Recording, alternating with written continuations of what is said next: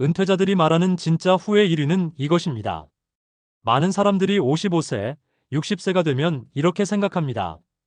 이제 그만 일하고 쉬고 싶다. 회사 다니는 것도 지겹고 상사 눈치 보는 것도 싫고 출퇴근하는 것도 너무 힘들다. 드디어 자유를 찾았다고 생각합니다.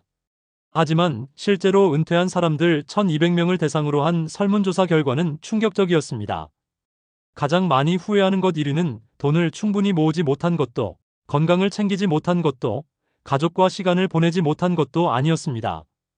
응답자의 68%가 이것을 가장 큰 후회로 꼽았습니다. 62세에 은퇴한 김철수 씨의 이야기입니다. 그는 대기업에서 30년 넘게 일했습니다. 매일 아침 7시에 집을 나서 밤 10시에 돌아왔습니다. 주말에도 일 생각에 편히 쉬지 못했습니다. 은퇴가 코앞에 다가왔을 때 그는 정말 행복했습니다. 드디어 이 지긋지긋한 삶에서 벗어날 수 있다고 생각했습니다. 하지만 은퇴 후 3개월이 지나자 이상한 감정이 찾아왔습니다. 아침에 눈을 떠도 할 일이 없었습니다. TV를 보고 산책을 하고 커피를 마시는 것으로 하루가 끝났습니다. 6개월이 지나자 우울감이 찾아왔습니다. 1년이 지나자 그는 심각한 무기력증에 빠졌습니다. 병원에서는 은퇴 우울증이라는 진단을 내렸습니다. 김철수 씨는 말합니다. 일할 때는 몰랐어요. 일이 나에게 이렇게 중요한 존재였다는 것을. 그냥 돈 벌러 가는 곳인 줄만 알았는데 알고 보니 일은 내 존재 이유였어요. 누군가 나를 필요로 하고 내가 무언가를 만들어내고 성과를 내고 인정받는 그 모든 것들이 나를 살아있게 만들었던 거죠. 일은 단순히 돈벌이가 아니었다. 우리는 일을 생계수단으로만 생각합니다. 월급을 받기 위해 어쩔 수 없이 하는 것. 하지만 심리학자들의 연구 결과는 다릅니다. 일은 인간에게 5가지 중요한 것을 제공합니다. 첫째, 정체성입니다.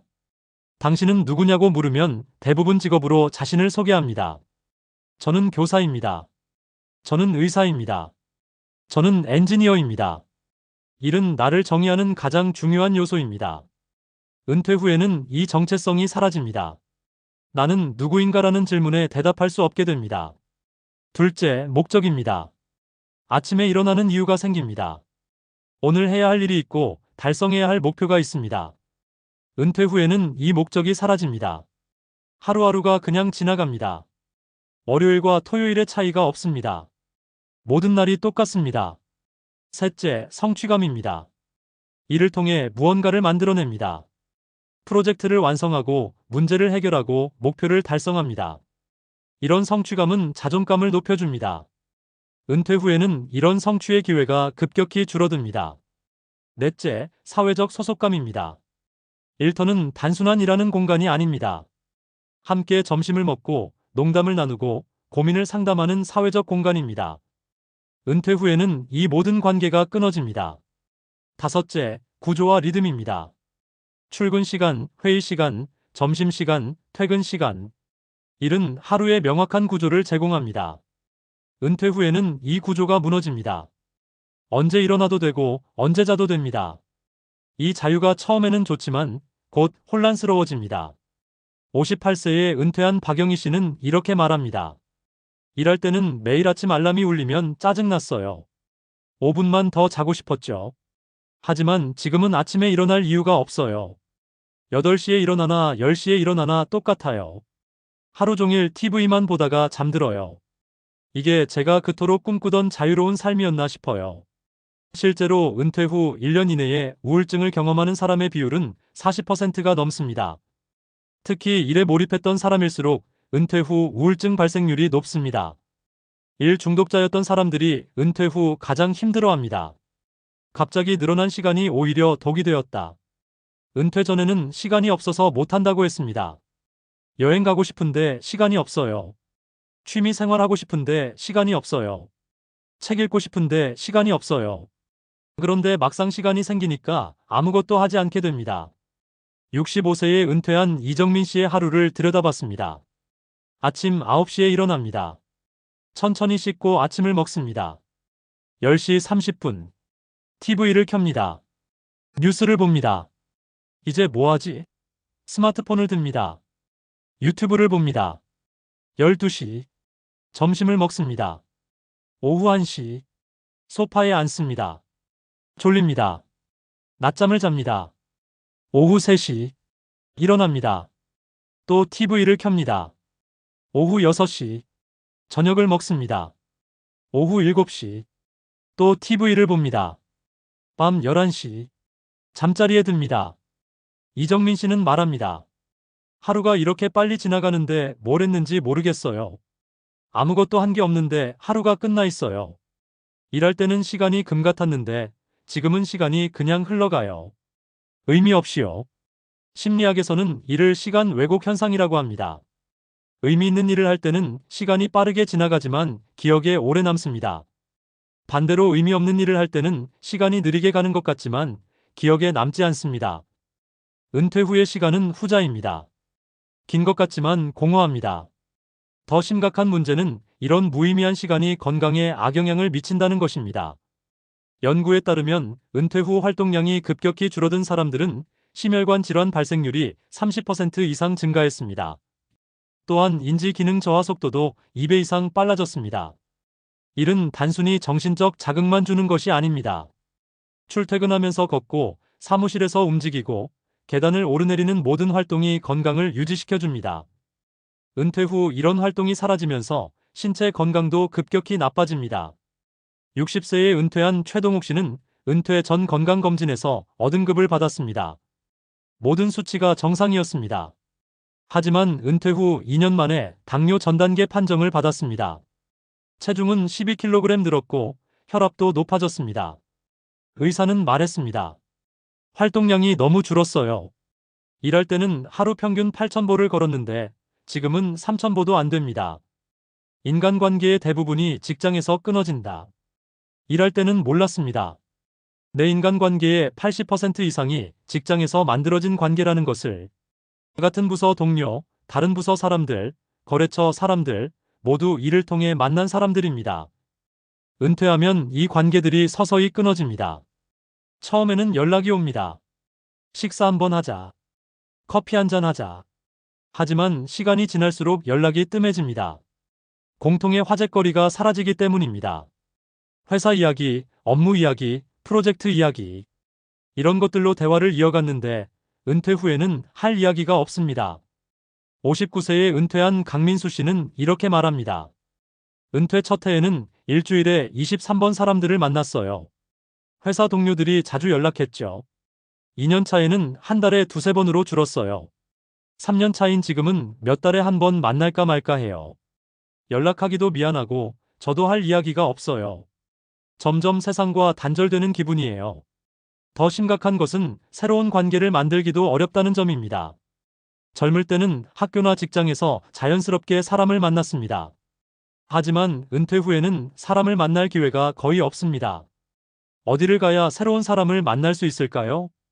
일부 은퇴자들은 동호회나 봉사활동에 참여합니다. 하지만 쉽지 않습니다. 이미 형성된 그룹에 새로 들어가는 것은 어색하고 어렵습니다.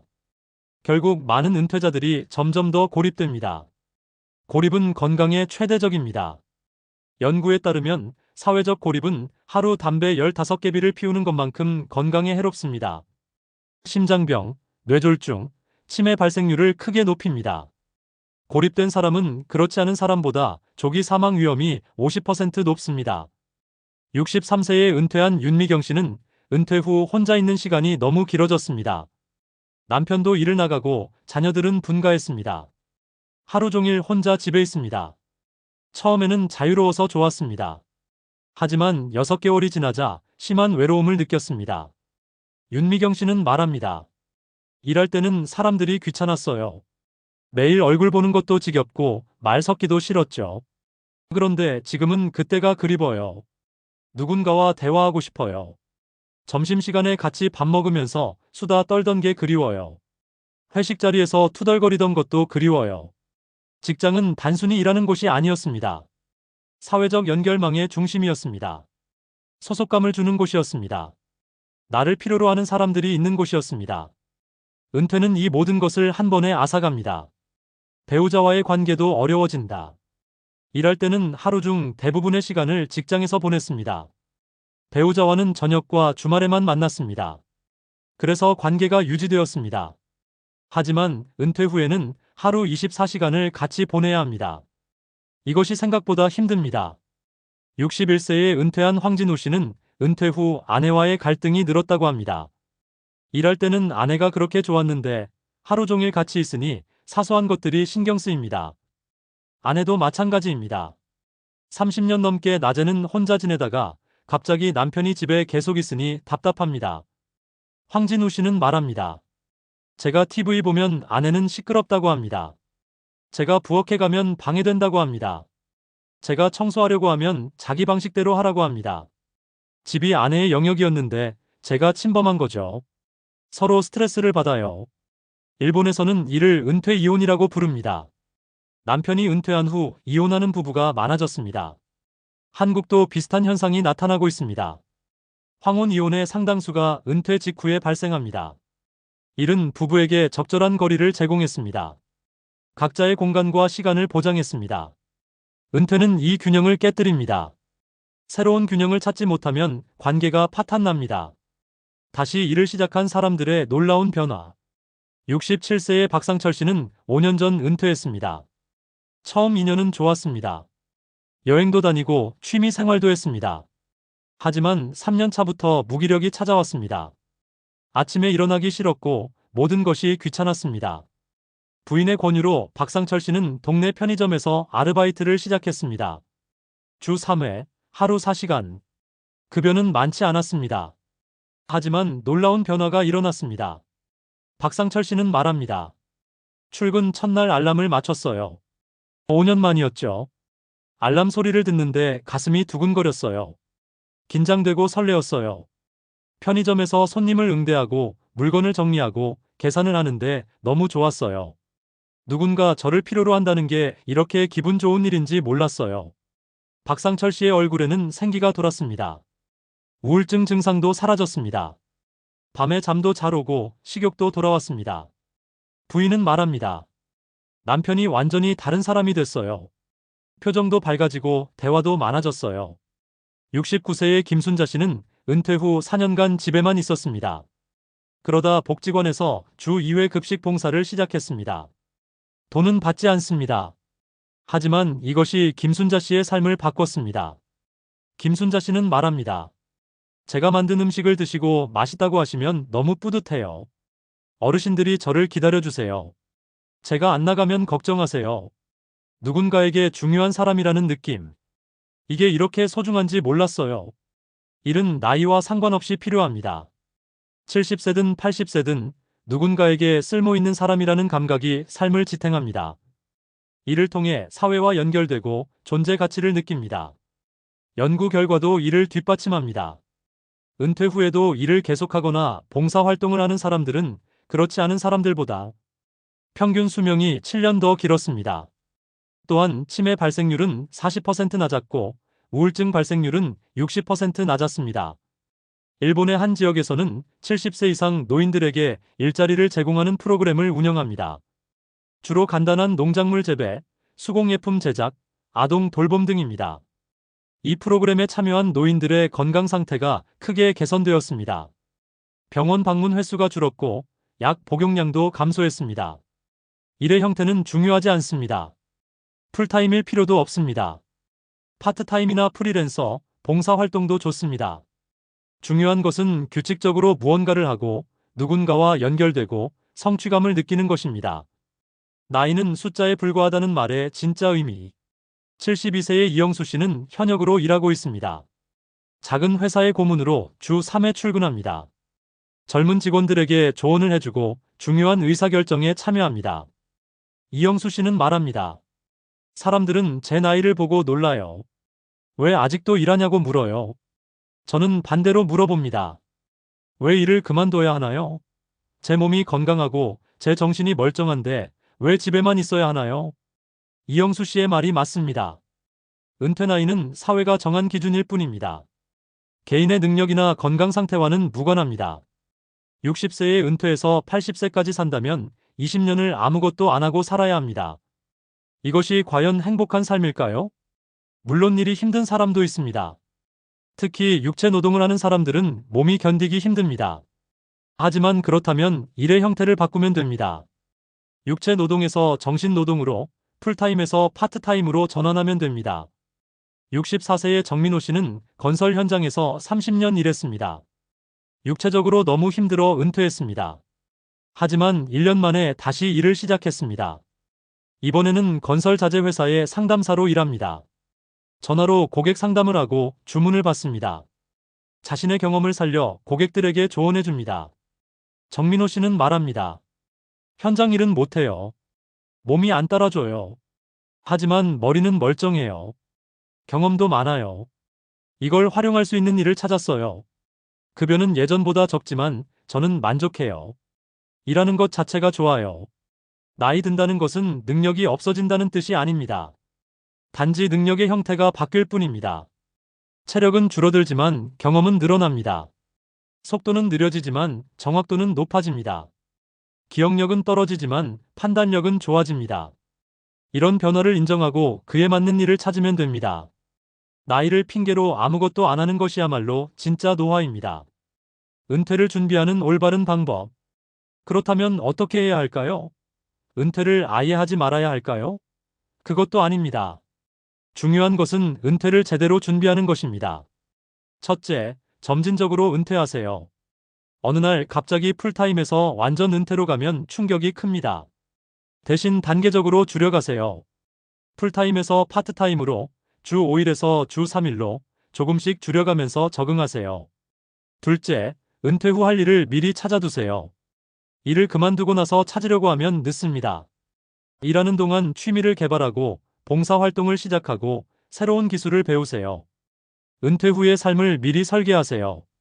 셋째, 인간관계를 다양화하세요. 직장 관계에만 의존하지 마세요. 동호회 활동, 동창회 모임, 종교 활동 등을 통해 다양한 사람들을 만나세요. 은퇴 후에도 유지될 수 있는 관계를 만들어 두세요. 넷째, 건강을 미리 챙기세요. 은퇴 후에는 활동량이 줄어듭니다. 일하는 동안 운동 습관을 들이세요.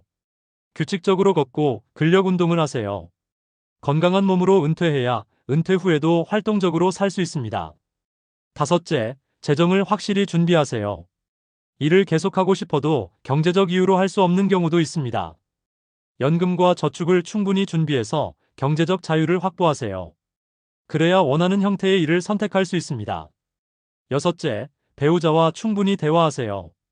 은퇴 후의 삶에 대해 함께 계획을 세우세요. 각자의 시간과 공간을 존중하는 방법을 미리 논의하세요. 일곱째, 정체성을 재정립하세요. 나는 회사원이 아닙니다. 직함도 아닙니다.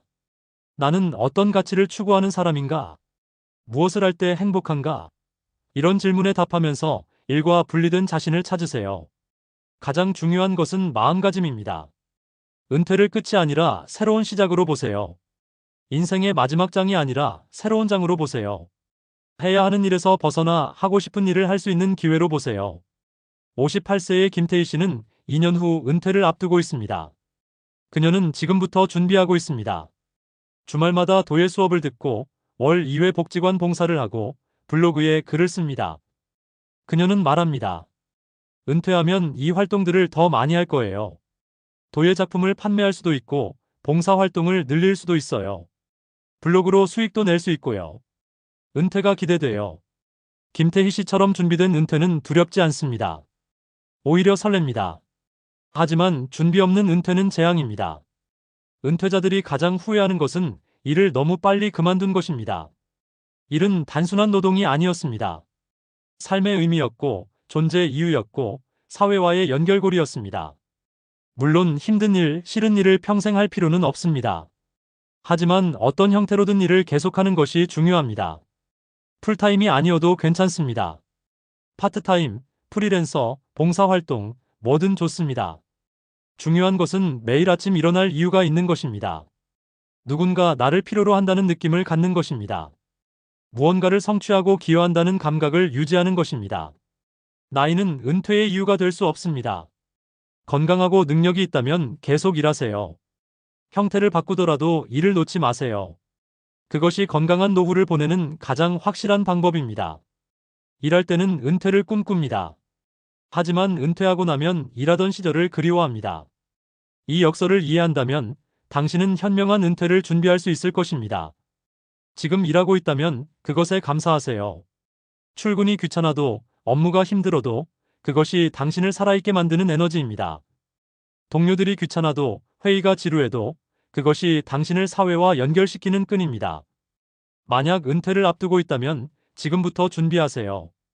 은퇴 후의 삶을 설계하세요. 새로운 일, 새로운 관계, 새로운 취미를 찾으세요. 일에서 완전히 손을 떼지 마세요. 형태를 바꿔서라도 계속하세요. 이미 은퇴했다면 지금이라도 늦지 않았습니다. 다시 시작하세요. 나이는 핑계가 될 수 없습니다. 당신이 할 수 있는 일은 반드시 있습니다. 찾아보세요. 시도해보세요. 그것이 당신의 남은 인생을 바꿀 것입니다. 은퇴는 끝이 아니라 전환입니다. 해야 하는 일에서 하고 싶은 일로의 전환입니다. 이 전환을 성공적으로 이뤄내는 사람들은 더 행복한 노후를 보냅니다. 실패하는 사람들은 후회 속에서 시간을 보냅니다. 선택은 당신의 몫입니다. 하지만 기억하세요. 은퇴자들이 가장 후회하는 것은 일을 너무 빨리 그만둔 것입니다. 당신은 같은 실수를 반복하지 마세요. 오늘 이 영상이 도움이 되셨다면 구독과 좋아요 부탁드립니다.